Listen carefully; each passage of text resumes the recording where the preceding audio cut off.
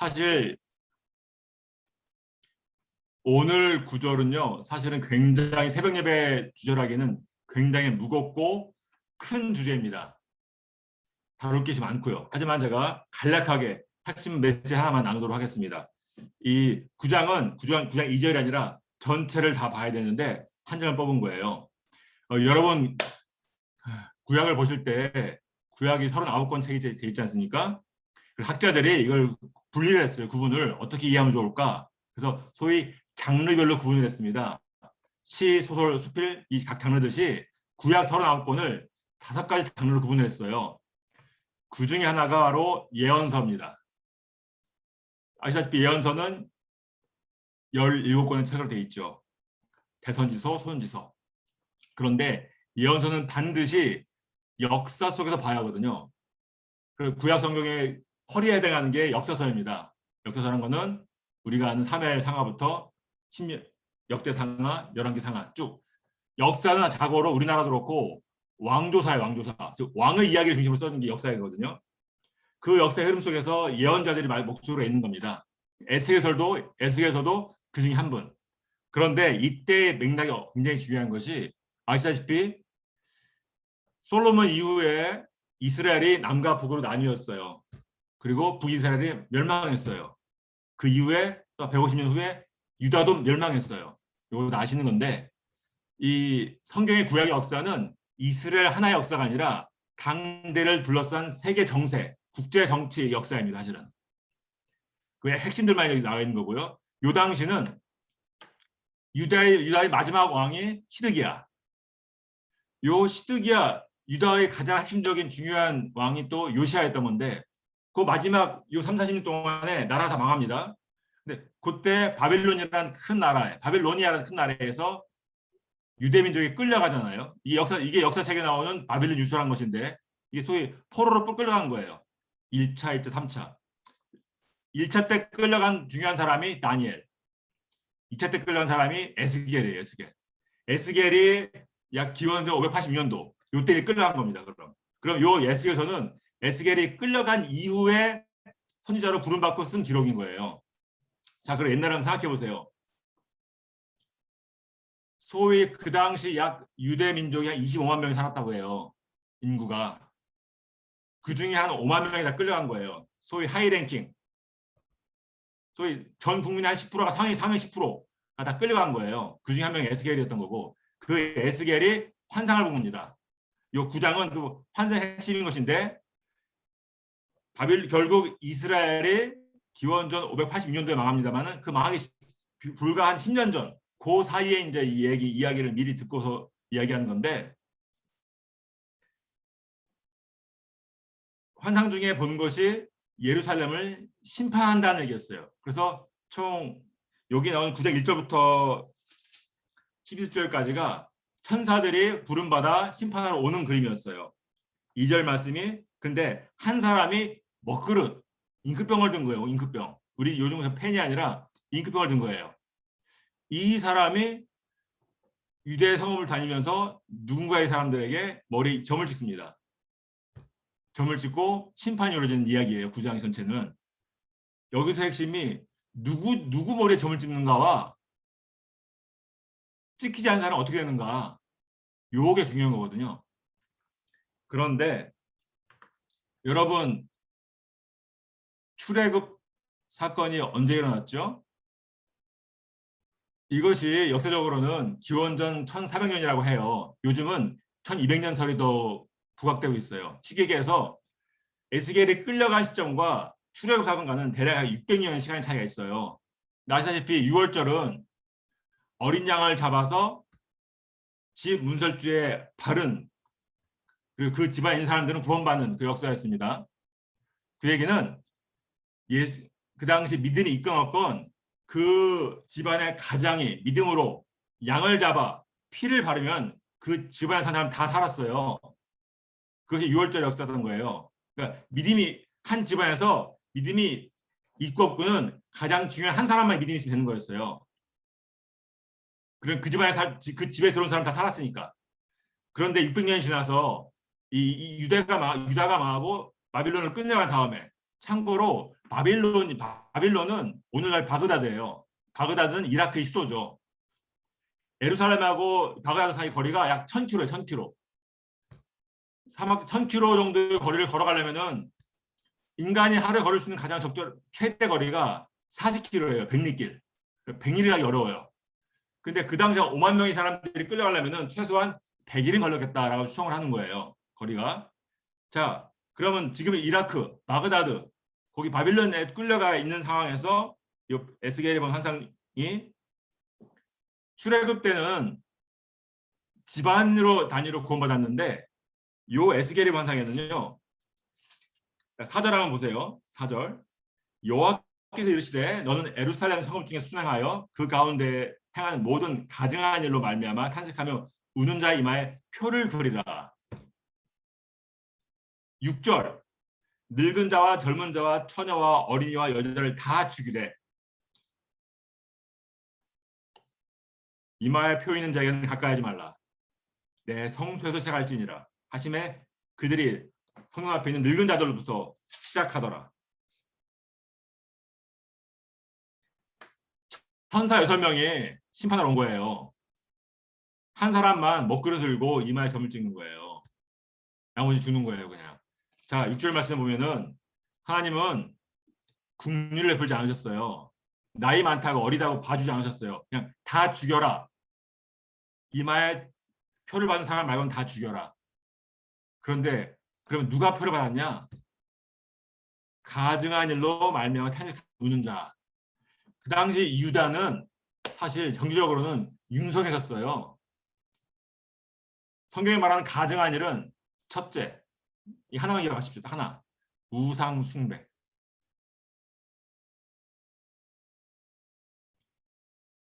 그냥 가증한 일, 영어로는 detestable thing, 그냥 가증한 것으로 말했지 우상 숭배라는 말도 하지 않았어요. 입에 담기기 싫었던 거예요.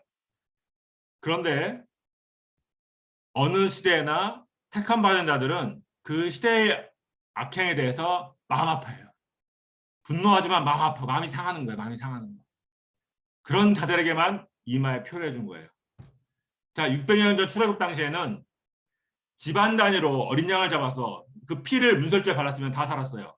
600년이 지나면서 각 사람별로 엄마나 아버지나 친구나 동생이나 형제 자매 다 필요 없고 각 한 사람 개인별로 그 시대의 악행을 인해서 마음 아파한 사람들만이 오직 이마에 표를 받았고 그들만 살아남았어요. 나머지는 다 죽여라. 더 놀라운 거는 죽이는 시작이 어디서부터인가? 성전 앞에 있는 늙은 자들로부터. 자, 심판의 시작이 바로 교회입니다. 교회. 마치 강남의 테란로 많은 술집들, 여러 가지 서양 문화가 발달한 곳, 그곳이 심판의 시작이 아니라 아이러니하게도 교회가 심판의 시작 장소였던 거예요. 이것이 오늘 우리에게 주는 메시지가 뭘까요? 물론 그 당시와 지금이 똑같진 않으나 그 맥락을 봐야 되는 거거든요. 지금 여러 가지로 뭐 다 자세히 말하지 않아도 지금 나라 돌아가는 꼴이, 세계 돌아가는 꼴이, 야, 언제가 예수님 오셔서 심판하시려도 당연하겠다라는 만큼 끝으로 가고 있어요. 그리고 어떤 사람은 분노하고 어떤 사람은 그냥 순응하고. 그런데 겉으로 보이는 순응과 반항이 중요한 것이 아니라 과연 애통해하고 있는가? 우리는 삶 가운데 얼만큼 하나님의 나라가, 하나님의 공의가 내 삶 속에서 사라지고 내 삶의 가치가 우상 숭배에 젖어 있는가? 사실 요즘 시대에 누가 우상을 숭배해요? 사실 우리 다 알잖아요. 누구도 우상 숭배하지 않아요. 근데 가만 들여보시면은 이 우상의 정의가 우리가 생각하는 어떤 이미지나 어떤 모양이 있는, 형상이 있는 그 우상이 아니라 하나님이 있어야 할 자리에 나의 욕망이 있는 것, 하나님이 있어야 할 곳에 내 생각이 있는 것, 하나님을 추구할 곳에 내가 원하는 것을 추구하는 것, 그것이 다 우상인 거예요. 우리가 돈은 다 우상을 생각해요. 돈을 추구하는 것은 우상인 거야 알아요. 하지만 내 명예, 내 인격, 내 지위, 내 자존심, 이것을 지키고자 하는 것에서 우상의 생각을 안 할 때가 많이 있어요. 물론 그것이 다 우상이라는 것은 아니에요. 하지만 우리가 알아요. 우리가 예수를 믿는 사람으로서 양심은 하나님 원하신 것이 무엇인가를 희미하게 느낄 수 있는 그 소위 촉이 있어요. 특히 여러분처럼 우리 새벽 예배를 드리는 분들은 다 그것이 있는 분들이에요. 그래서 알아요. 그런데 우리 생각이 강하기 때문에 그럼 때로 많이 무시해요. 사실은. 뭐 저도 예외가 아니죠. 때로는 마음이 허하고 공허하고 기도할 시간에 딴 거 하고 공허한 시간에 딴 거 보고 때로는요 공부가 지식을 추구하는 것이 우상이기도 해요. 제가 보니까 난 나의 안에 허한 것을 예수로 채우지 않고 지적 욕심, 지식으로 채웠구나. 내가 사실 병을 많이 다녔어요. 내가 왜 그랬나 보니까 결국은 마음에 허하니까 그렇다고 생각 나가서 막 주지르름에 빠져서 놀 수는 없고 그래 공부라도 하자. 실은 하나님을 추구할 시간에 하나님 만날 시간에 저는 지식을 추구한 거. 그걸 최근에 알았어요. 나중에 알았어요. 나중에. 하나님은 오래 참으세요. 오래 참으세요. 그냥 침묵하셔. 하나 잘못했다고 막 바로바로 이렇게 혼내키지 않으셔. 근데 말씀을 보니까 엄중히 써 있어요. 모든 가증한 일로 탄식하며 우는 자. 이 탄식하며 우는다는 것이 정말 마음이 애통해서 서럽게 우는 거예요. 내가 지금 아무것도 없고 정말 서러워서 우는. 마치 나의 가족이 누군가 죽었을 때 우는 그 울음. 그런 서러운 아픈 마음. 그것이 애통하는 거거든요. 사실 이 맥락은 일맥상통해요. 소돔이 망했죠. 그 당시 소돔에 살고 있던 사람이 누구였죠? 룻. 아브라함의 조카. 근데 룻은 사실 마음 상했어요.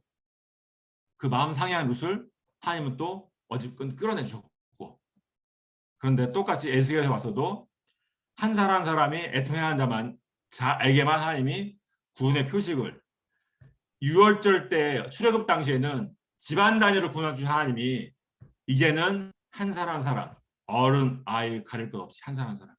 그럼 남은 건 딱 하나예요. 어린 아이들이 하나님 어떻게 할 것인가? 이 세대 어린 아이들 다음 세대 말하는 어린 아이들, 우리 자녀들이 어떻게 예수를 믿을 수 있겠을까? 왜 모든 문화가 하나님과 대적하고 있는데 그 책임은 부모에게 있는 거예요. 하지만 궁극적 책임은 그 아이 본인에게 있는 거예요. 하나님은 반드시 한 사람 한 사람을 심판해서 구원하겠다. 근데 그것은 시대를 보는 것이 아니라 시대에 대해 아파하는 사람을 구원하겠다. 그 약속이었던 거예요. 적어도 이 새벽 시간에 예배드려 나온 여러분들은 시대에 대한 아픔이 있고, 그래서 깨어있는 영혼, 깨어있는 마음, 깨어있는 양심을 가지고 계신 분들이라 제가 생각이 들어요. 에스겔서 전체 총괄하는 주제는 심판 후에 일으킬 회복이거든요. 하나님은 결코 심판으로 끝난 적이 없어요. 항상 회복 약속하시거든요. 지금 시대가 어둡고 앞날에 안 보이고 하나님이 멀리 계신 것 같을지라도 그 보이지 않는 곳에 역사한 하나님, 내 눈에 보이는 건 오로지 가증한 것뿐이라 할지라도 그것에 대해서 분노하기 전에 마음의 깊은 곳에 애통한다면은 하나님의 위로와 회복과 구원의 역사가 반드시 있을 것이라는 것이 이 에스겔서 9장의 전체 메시지입니다. 한번 나중에 시간 되실 때 9장 전체를 1절부터 하나 읽어 나시면은 너무나 정교하게 하나님이 심판을 준비하시고 집행하신다는 것. 그것을 본 에스겔은 통곡을 해요. 당연히 그렇겠죠. 통곡을 해요. 에스겔은. 이걸 다 죽일 거냐고. 그러나 하나님은 분명히 말씀하셨어요. 10절 말씀에 그러므로 내가 그들을 불쌍히 여기지 아니하며 긍휼을 베풀지 아니하고 그들의 행위대로 그들이 머리에 갚으리라 하시더라. 냉정하게 말씀하셨어요. 냉정하게.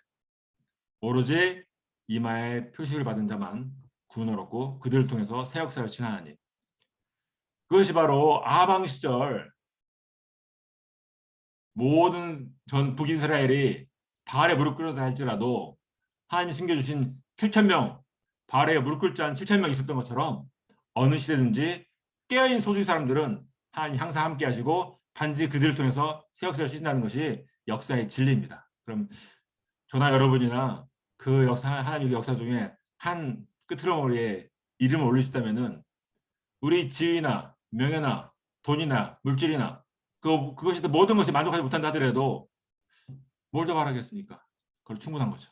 그 신앙이 우리 말세의 마지막에 정말 신앙이 바람잡힌 아닌가 하는 생각이 들고 우리 기도로 마치겠습니다. 하나님 아버지 은혜를 감사합니다. 이 새벽에 주님 특별히 깨워주시는 홍은제일교회 우리 성도님들과 함께 말씀을 나눴습니다. 시대가 악하고 어두울지라도 주님 그 악행을 보고 마음을 깊이 애통하며 슬퍼하는 자들에게 주님 구원을 베푸신 주님 놀라운 사랑과 은혜를 이 에스겔 말씀을 통해 보게 됩니다. 우리 마음 가운데 그 애통한 마음을 허락하여 주시고 하나님 있어야 할 자리에 우상에 들어서는 나도 모르는 사이에 그 가장 것들에게 마음을 뺏기지 않도록 성령님 제 마음과 충만케 해주시고 특별히 기도하는 이 성훈제일교회 성도님들과 목사님이야 주님 간절히 주를 찾고 북한산 기도녀라 명명하는 그 교회 가운데 모이려 기도하는 그 무리들에게 하나님 은혜를 베풀어 주옵시고 구원 손길로 덮어 주시옵소서. 그래 어디에 있든지 무엇을 하든지 하나님의 구원 능력과 역사가 삶의 자리에서 온전히 증거되게 해 주시옵소서. 감사드렸고 예수님으로 기도드립나이다. 아멘. 예, 목사님 감사합니다. 감사합니다. 귀한 말씀 이 새벽에 정말 귀한 말씀 전해주셨는데 설교 후에 토크입니다. 질문할 게 있는데 조금 이 부분에서 대답을 해주시는 것도 참 도움이 될 것 같아요. 저도 놀랐는데요. 그 마크가 이마에 찍히지 않습니까? 그 마크에 대해서 구체적인 설명보다는 오늘 좀 우리에게도 특히 목사인 저에게도 충격적인 사실을 하나님께서 심판, 금율과 자비가 아니라 심판을 내리시는데 그 성전 앞에 있는 늙은 자들에게 시작이 되었습니다. 그 사람들이 누군지는 아까도 얘기했지만 마크가 찍히지 않았다는 거 아닙니까? 그들이 가지고 있는 범죄가 뭔지도 얘기했는데 지금 시대적으로 지금 뭐 그냥 조금 더 구체적으로 한국교회 더 좁히겠습니다. 한국교회 목회자들 그냥 저에게도 목사와 장로들까지 포함합시다. 가장 큰 문제가 뭐 어떤 우상 숭배가 있다고 생각하세요? 역사학적으로도 뭐 다 보시니까. 이 말씀의 늙은 자들은 유대의 장로들과 제사장들을 말하는 거예요. 즉 그 사회 그 커뮤니티의 리더들을 늙은 자로 성취한 겁니다. 이 고대 유대 사회는 장자 사회였고 그 가족과 집안의 어른이 전권을 합치고 있는 그런 사회였거든요. 이 늙은 자들이라는 거는 곧 그들에 대한 존경과 권위를 인정하는 것인데 우리 현대사를 말한다면 당연히 목사, 장로 또한 집사 하여튼 내가 단순한 평신도가 아니라 교회에서 일정 발언권이 있는 또 교회를 대표할 수 있는 모든 사람들이 해당될 거예요. 이 늙은 자부터 시작하는 얘기는 그들이 더 책임이 있다는 말이 다른 말인 것인데 그럼 무엇이 가장 잘못된 것인가? 침묵하는 죄. 이 침묵하는 죄의 시작은 이미 성경에 기록되어 있습니다. 어린 사무엘은 제사장 엘리 집안에서 자랐습니다. 엘리의 아들들이 있었고 하지만 그 엘리의 아들들은 비류, 소위 버릇이 없는 본이 되지 못하는 아이들. 그러나 그 제사장 엘리는 자녀들을 엄중히 가르치거나 문책하지 않은 채 방관했어요. 한 집안인 그 엘리 집안인 동시에 제사장 가문이거든요. 그럼 교회 내에서 또는 교회가 속한 어떤 조직에서 그릇된 것에 대해서 내 목소리 하나로 바뀌지 않을 수 있어요. 바뀌지 않아요. 바뀌지 않기 때문에 애통하는 거예요. 하지만 내가 침묵함으로써 진실과 거짓을 분별하지 못하는 사람들이 늘어난다면 하나님은 항상 너는 가서 말하라. 그 다음 일은 너 책임이 아니야. 이거였거든요. 이 늙은 자들은 반드시 표를 받지 못한 늙은 자들, 즉 교회 대표자, 그 당시 그 제사장 그룹의 대표자, 그 커뮤니티의 어른들이었겠죠. 오늘날 우리 교회 대한민국을 보게 된다면은 말도 안 되는 이런 교회 억압과 핍박에 대해서 사실 여러 가지 많은 방법들이 있어요. 무엇이 가장 정당한 저항이냐 하나의 정답은 없을 거예요. 다만 중요한 거는 방임하고 침묵해서 안 된다는 것. 적어도 교회 다니던 또는 그 사부 다니던 틀린 건 틀린 거라고 말할 수 있는 것. 그것이 미니멈 기준이 아닐까 저는 생각이 듭니다.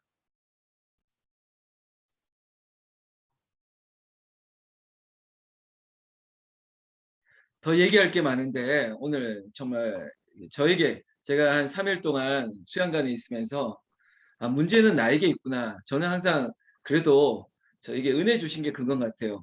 문제가 나한테 있구나. 내가 지금 가지고 있는 문제가 뭘까? 이러면서 질문들을 스스로에게 많이 하고 있습니다.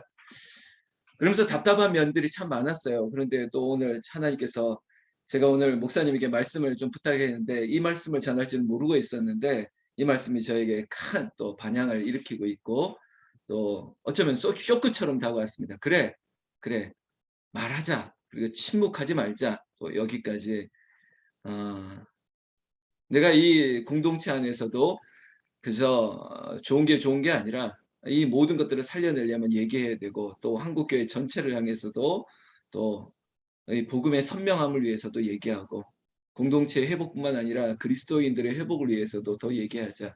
여러분 그저 목사이기 때문에 장로이기 때문에 가지고 있는 그 잘못된 생각들이 참 많습니다. 목사가 무언가 주도권을 행사하고 어쩌면 평신도 중에 누군가가 내 마음대로 무언가를 하고 그것이 하나님의 영광이 아닌 것들을 영광인 것처럼 만들어내는 시도들이 참 많습니다. 거기에 우리가 현혹되고 있는 거죠. 하나님께서 심판을 행하리라라고 약속하고 있습니다. 아니, 그것이 뭡니까? 회복은 분명히 있겠죠. 그러나 맞아야죠. 맞아야죠. 자, 여러분 오늘 이 새벽에 미국 오하이오에 있는 우리 이 김효진 목사님 모시고 말씀 전했는데 이렇게 짧은 시간에 들을 말씀이 아니었던 것 같습니다. 한 번 더 모실 거고요. 그리고 저와 계속적인 소통을 하고 있으니까 또 우리 성도님들에게 좋은 말씀으로 한 번 더 다가올 줄로 믿습니다. 목사님 고맙습니다. 고맙습니다.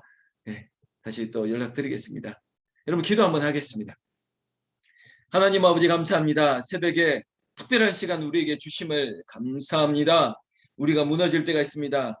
내가 아버지 하나님 내 마음이 낙심될 때가 있습니다. 또한 나도 모르게 하나님보다 더 다른 것들을 바라보았던 많은 시간들과 내 모습들 앞에 나를 한번 점검하고 돌아볼 수 있게 하여 주시옵소서. 오직 하나님의 긍휼과 자비가 아니면 살 수 없는 인생인데 어느 순간 교만했습니다. 그리고 인간이 할 수 있는 모든 것들이 다 내가 할 수 있으리라고 생각했던 아주 위험한 착각 속에 빠져 있는 이 범죄함이 인간들에게도 있습니다. 아버지 하나님, 나는 아무것도 할 수 없습니다. 아버지 하나님, 인간이 하고자 하는 모든 것들을 하나님께서 바벨탑을 아버지 하나님께서 무너지게 했던 것처럼 우리 안에 이 섣부른 시도들과 인간적인 모든 생각들을 하나님께서 막으시고 오직 신실하신 예수 그리스도 그분 앞에 나올 수 있는 우리의 믿음이 아버지 하나님 앞에 칭찬받고 하나님 마음에 합한 믿음의 사람으로 우리를 사용하시되 특별히 김효진 목사님을 아버지 이 시대적인 이 모든 상황 앞에 아버지 하나님 선명한 복음의 스피커로 말씀을 전하는 사역자로 사용하여 주시었고 미국 백인 사회에서도 복음을 전하는 이 아시아인의 이 설교자의 마음을 더욱더 뜨겁게 하여 주시옵소서. 우리 홍은절교회 새벽을 깨우는 귀한 기도 용사들의 마음도 아버지 하나님 누군가에게 복음을 전하는 삶의 그 통로로 도구로 아버지 축복의 도구로 사용하여 주셔서 그 집안 온 집안을 구원해내게 하여 주셨고 예외될 수 없는 이 복음의 은혜에서 예외될 수 없도록 하나님 건져 주시옵소서. 오늘도 새롭게 하여 주셨고 금요일 밤 다시 모여서 우리가 기도와 말씀으로 붙들고 기도할 때 고쳐주시는 역사 아버지 하나님 주실 줄로 믿습니다. 특별히 오늘 호스피스 병동으로 들어가시는 김충숙 권사님 그의 마음을 붙들어 주셨고 또 그의 가족의 마음을 또한 담대하게 하여 주셔서 천국 소망을 바라보면서 주님이 부르시는 그 시간을 아버지여 바라볼 수 있도록 하나님 도와주시옵소서. 무너집니다. 죽음이라고 하는 이 사실 앞에 부인할 수 있는 그 자신의 마음과 가족들의 마음들이 있습니다. 이 모든 것들이 천국 소망으로 위로하게 하여 주셨고 담대할 수 있게 하여 주시옵소서. 오늘 이 자리에도 병원에도 있습니다. 또 운행 중에도 있습니다. 멀리에서 미국에서 충주에서 그리고 경기도에서 아버지 각처에서 흩어진 영혼들이 모여서 예배싸우니 그들의 오늘을 새롭게 하여 주셨고 어제 벌써 새벽 공기가 달라지는 것처럼 우리 인생의 변화들 답답함이 아니라 우리에게 시원한 은혜를 주실 줄로 믿습니다. 우리 주 예수님 이름으로 기도 올리옵나이다. 아멘. 아멘. 우리 한번 주님 부르며 기도하겠습니다. 주님께서 우리에게 자비와 긍휼을 베푸실 줄로 믿습니다. 주님 부르겠습니다. 주여, 주여, 주여.